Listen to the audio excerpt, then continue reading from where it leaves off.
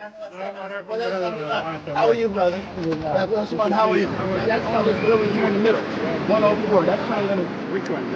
Over there. I'm going to show you the picture of Malcolm talking in the street over there. It says Harlem Heritage. Yes. We own that property there. My name is Ahmed Siddiq Osman. I'm known by Ahmed Osman.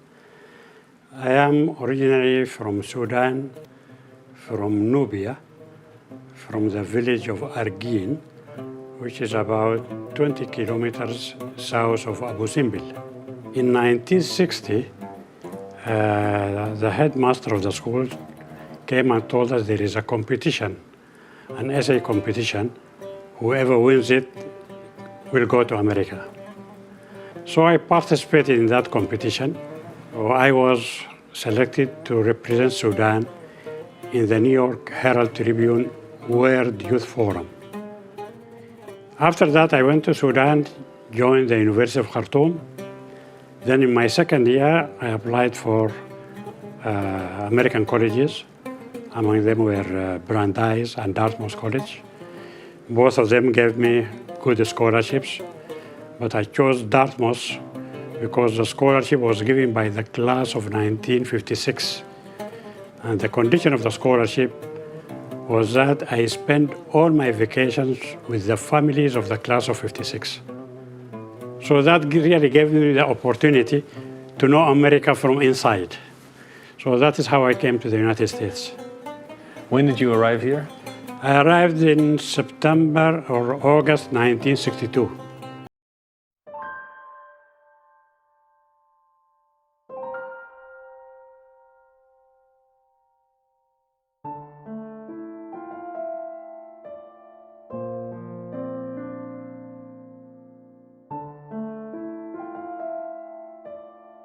To the United Nations.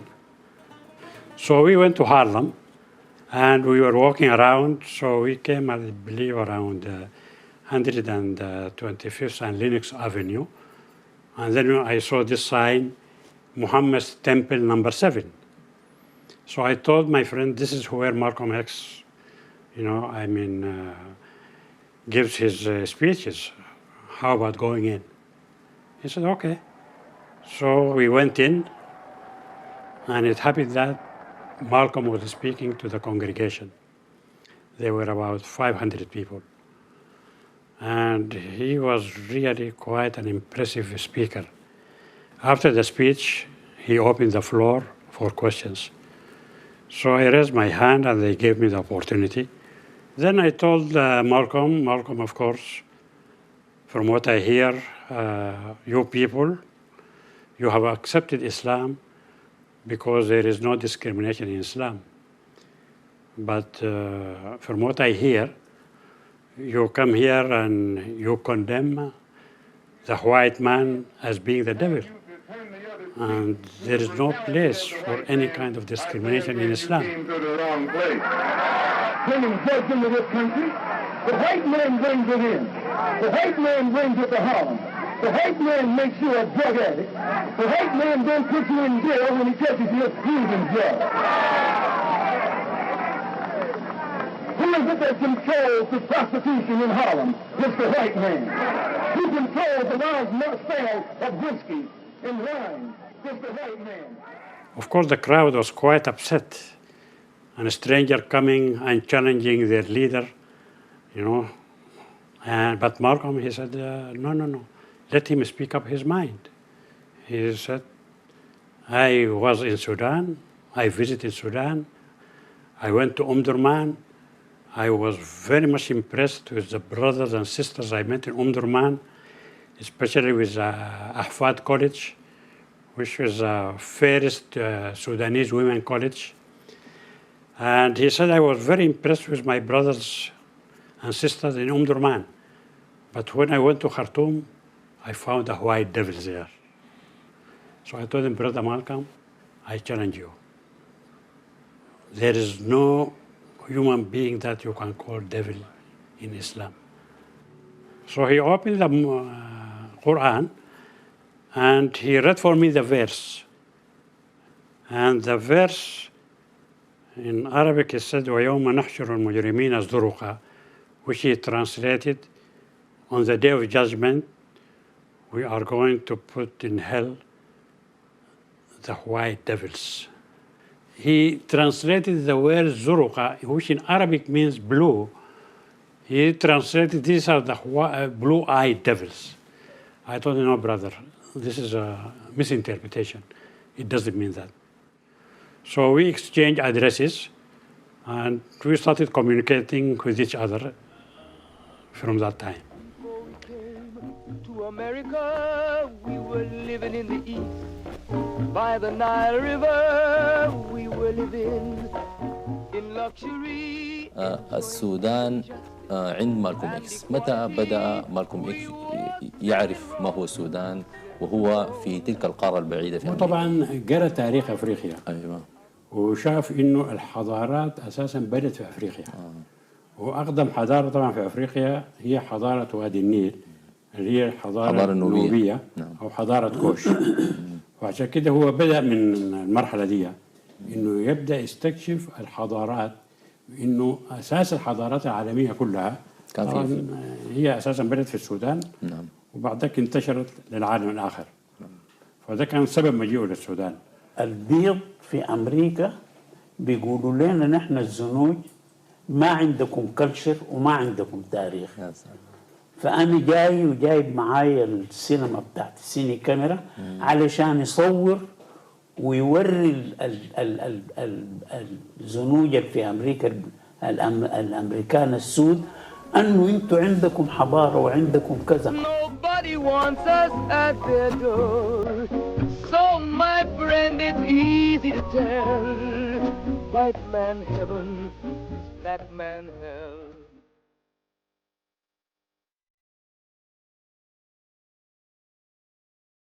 This is a letter from Malcolm X that he sent me in return for a letter I sent him and some of the booklets about Islam that I sent him. So he is acknowledging in this letter that he received the book, thanking me for them, and asking me to translate 2 verses of the Quran.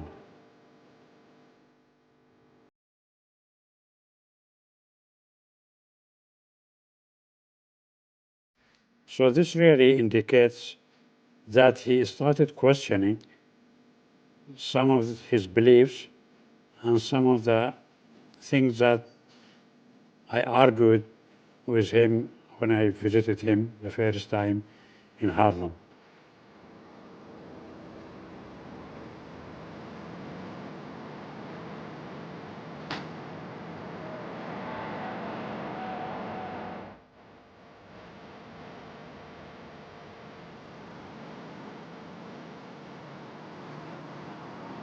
So I used to live nearby here, and on Friday I would come and make my Jummah prayers in this Islamic center. At that time, the director of the center was Dr. Mahmoud al-Shawarbi. So after Malcolm split from the Nation of Islam, he started coming here and performing his Jummah prayers here. So we would meet together after the Jummah prayer and have a chat together with each other. So, and it was here that he took the Shahada as an Orthodox Muslim before going to Hajj. Professor Shawarbi made certification that he accepted Orthodox Islam, and he gave it in writing that he is an Orthodox Muslim and that he believes that there is no God except Allah and that Muhammad is the last messenger and prophet of Islam. His real questioning came after his break with the Nation of Islam, because when he broke with the Nation of Islam, he was silenced for 90 days. And of course it was a very difficult thing because he was socially boycotted by the members of the temple, by the brothers and sisters, by everybody he knew. And that is a very severe punishment. Malcolm X, you were involved in a controversy some months ago with your leader. Is that over? Well, I've been silent for the past 90 days because of some statements I made concerning the President of the United States, which were distorted. They were distorted? And yes. What did you say, Malcolm? Well, I said the same thing that everybody says. Of course, he was quite, depressed. We asked him, Malcolm, you should go and make the pilgrimage to Mecca.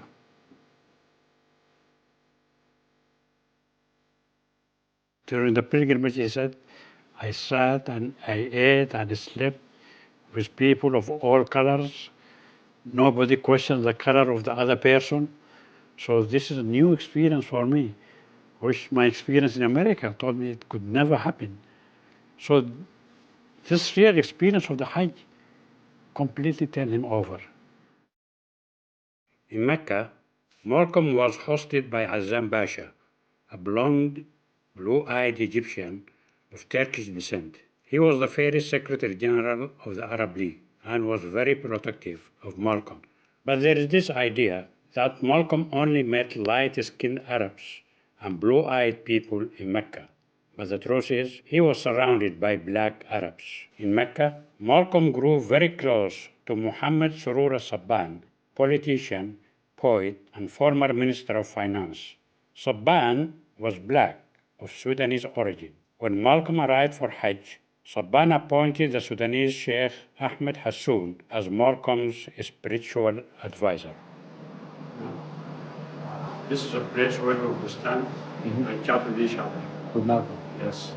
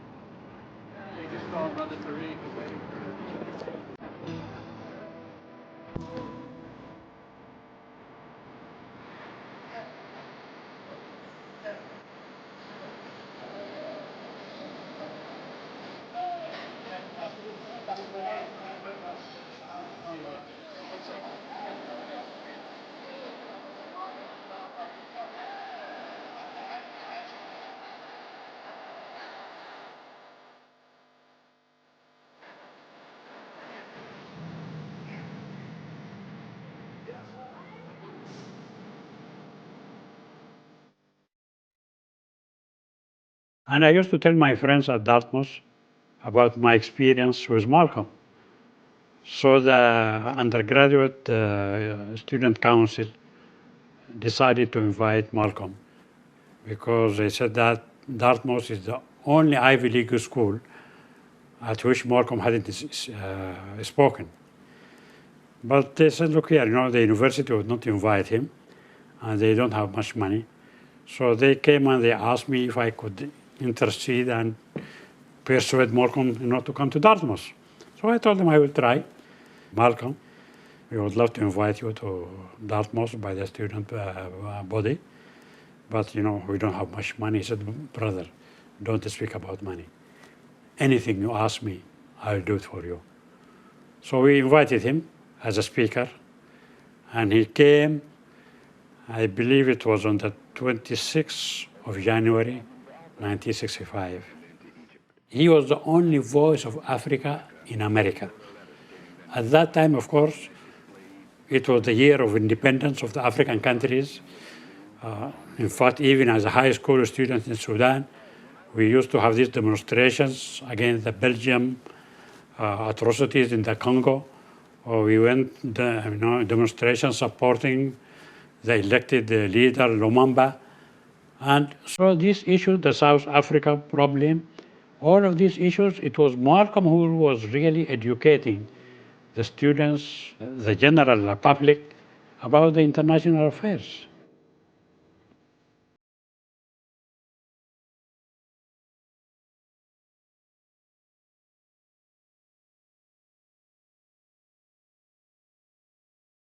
So I was coming that afternoon about 3 o'clock from the gym to my dormitory, And one of my students, my friends, met me halfway on the campus. He told me, "Did you hear the news?" I asked him, "What news?" He said, "Malcolm has been assassinated." I just couldn't believe it. So I ran to my dormitory. I turned on the radio. All the news was about Malcolm assassination.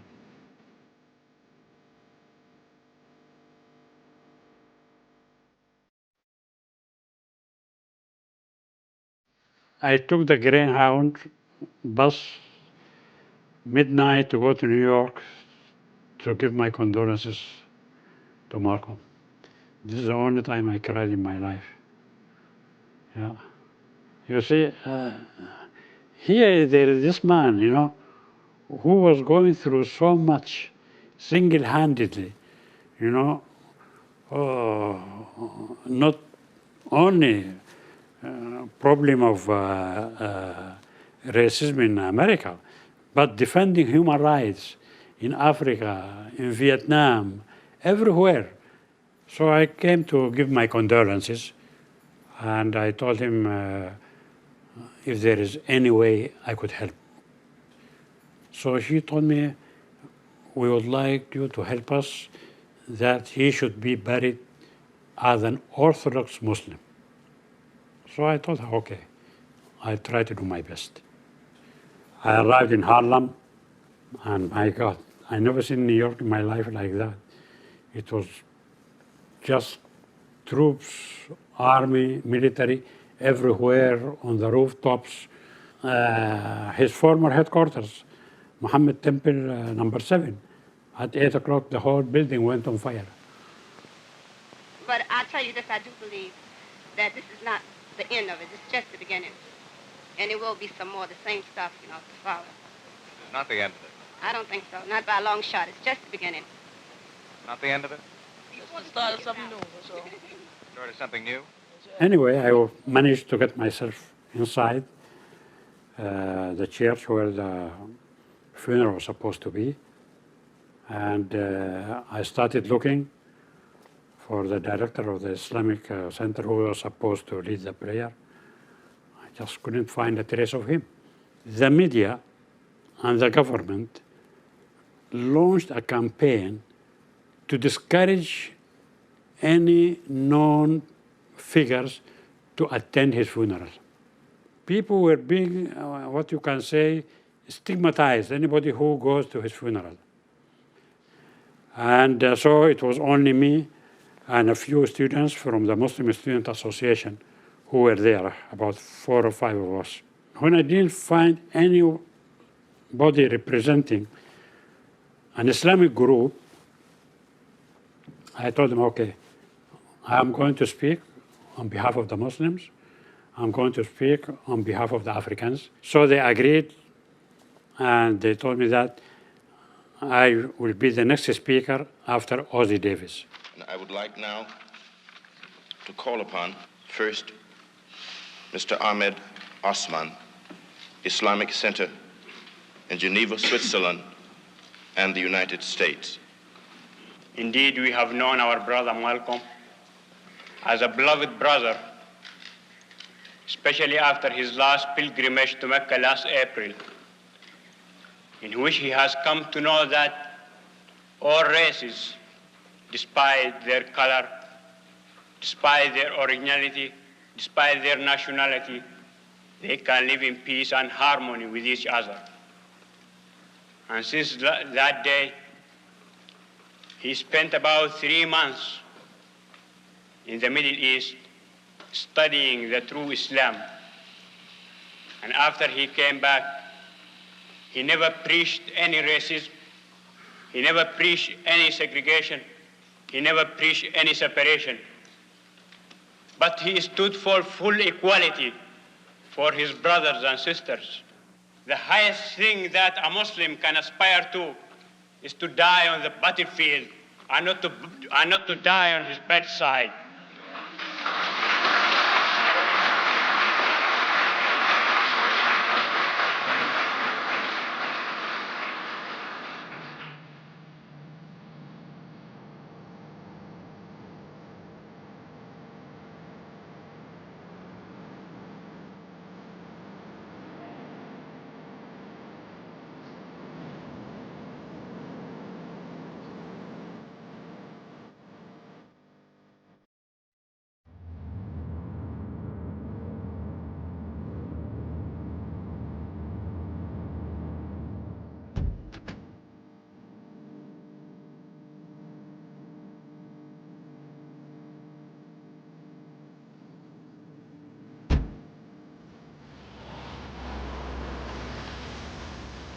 I came here immediately after we finished the funeral rites in Harlem.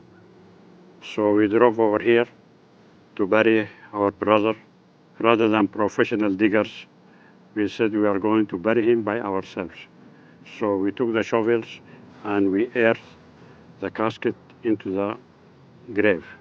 And we were turning the shovels from one to another so that all the people will contribute to burying our brother. And then we had our prayer. We made the prayer around the graveyard before we finished.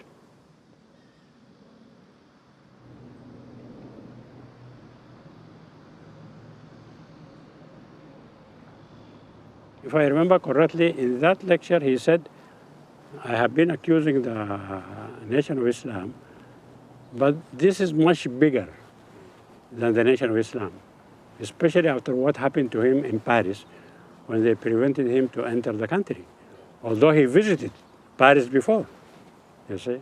So it seemed that something was being planned against him. And I think France didn't want to take the responsibility. Harlem, ce n'est pas encore la Casbah, mais c'est déjà un ghetto.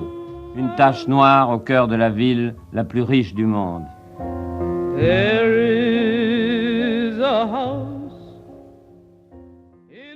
We have to remember that Paris was really critical for Malcolm's vision. This is where he connected Africa with the Arab world, the Algerian Casbah with the ghetto, and the third world with Black America.